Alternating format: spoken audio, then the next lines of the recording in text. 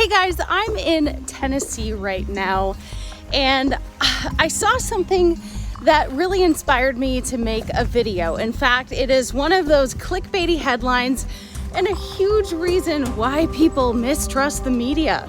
Here's the thing, we are all guilty of reading just the headline sometimes and not clicking on the article, myself included.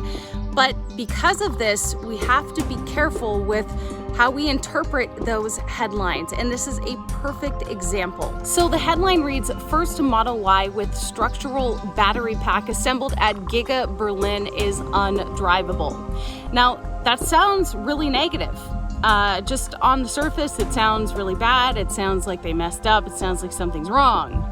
So if we read between the lines and click on the article, we learn that 3 Model Ys were assembled at Giga Berlin to prove that the new line is ready to embrace the future, and these were just created for testing. So to say that they're undrivable and to make it sound like there's a flaw, like something went wrong, is completely misleading. And it bothers me as someone who worked in news for over 8 years, because I understand that the journalist is tasked with finding a way to make the article or the story or whatever appealing to the reader.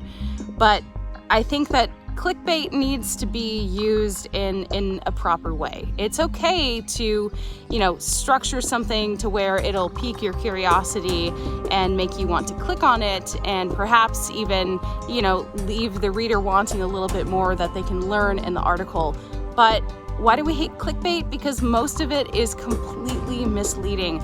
And this is just a perfect example of why people don't trust the media, and why, mainstream media or even just news outlets online get a lot of crap, honestly. So I think that, we would benefit from us as the consumer, as the readers, as the viewers, to do a little bit more research, maybe actually click on that article and just understand that everything we see is, not necessarily what it seems at face value. So it's important to do your research. So I think that, we have a responsibility to dive a little bit deeper before we just read headlines and scroll and move on and just think that we know exactly what's going on.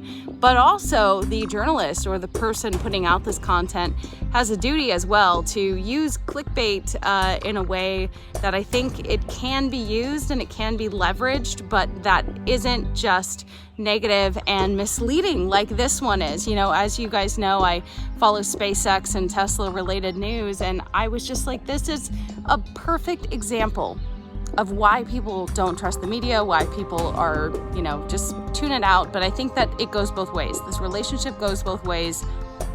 So I want to know from you, what do you think is the solution? Do you think that, and one thing I'll also add is I was thinking about this. I've been driving through Tennessee, so I've had a lot of time to think about this. And I think that, I like that on Facebook, for example, people can comment and say, article is totally misleading. Headline totally misleading. So there is some, accountability and transparency, at least for people to publicly comment their opinion on this. But it's just a really interesting issue, and I feel like it's gotten worse. I think that because social media is so distracting, it's so loud, there's so much stuff being thrown at you, people have to find a way to have an edge so that their content is even seen and consumed.